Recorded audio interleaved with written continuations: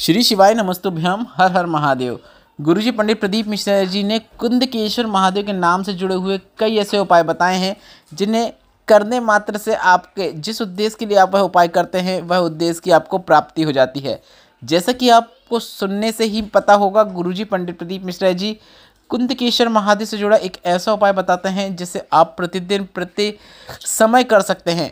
गुरुजी ने कहा, कितनी ही बड़ी बीमारियां हो गई हों, कितने ही बड़े रोग हो गए हों, डॉक्टर ने कुछ भी कह दिया हो, तो सबसे पहले तो आपको डॉक्टर की दवाइयाँ खाना है, डॉक्टर का पूरा ट्रीटमेंट लेना है। पर उसके साथ ही डॉक्टर की दवाई खाने से पहले आपको कुंदकेश्वर महादेव का नाम स्मरण करना है और वह दवाई आपको कुंदकेश्वर महादेव का नाम लेते हुए खा लेना है। और गुरुजी ने कहा, दवाई कार्य करेगी और आपको रोग मुक्ति प्राप्त होगी। यह तो कुंदकेश्वर महादेव के नाम का पहला उपाय था। बढ़ते हैं दूसरे विशेष उपाय की ओर। अगर आपके घर में या परिवार में या फिर आपको स्वयं को कोई ऐसी डॉक्टर ने बीमारी बता दिया है जिसका इलाज आप करवा रहे हैं पर दवाइयाँ कार्य नहीं कर रही हैं, सब कुछ करके देख लिया, तो आपको बस एक छोटा सा कार्य प्रतिदिन करना शुरू कर देना है। कुंदकेश्वर महादेव का नाम लेते हुए आपको शिवलिंग पर जल अर्पित करना शुरू कर देना है। थोड़े से जल को प्राप्त करके घर पे लाना है और उस जल का आचमन आपको कुंदकेश्वर महादेव का नाम लेते हुए 3 बार में कर लेना है। सुबह दोपहर शाम कर सकते हैं या फिर एक ही बार में 3 बार थोड़ा थोड़ा 2-2 4-4 बूंद लेते हुए भी आप उस जल का आचमन करेंगे तो आपको रोग मुक्ति देखने को मिलेगी। जो दवाइयाँ चल रही हैं वह कार्य करेंगी और आपको रोग मुक्ति प्राप्त होती है।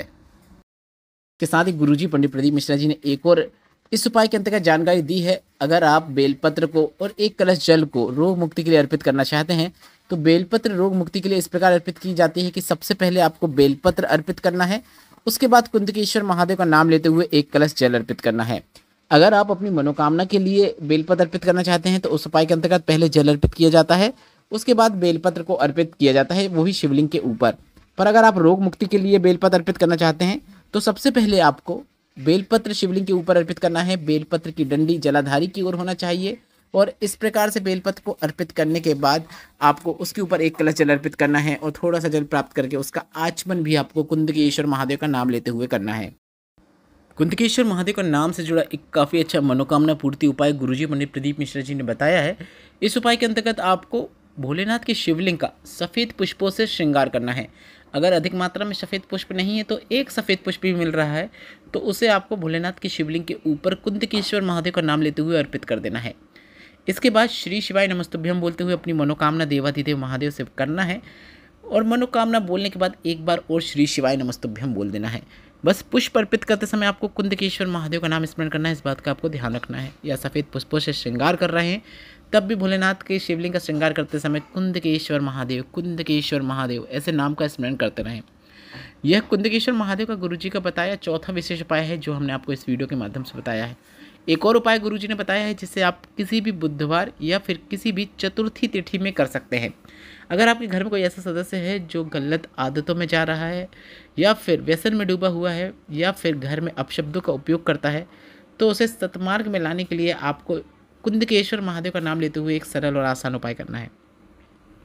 आपको 7 दूर्वा ले लेनी है। 7 दूर्वा के पीछे आपको लाल चंदन लगा देना है और गणेश भगवान का एक नाम मयूर ध्वज, इस नाम को लेते हुए आपको 7 दूर्वा गणेश भगवान को अर्पित कर देना है।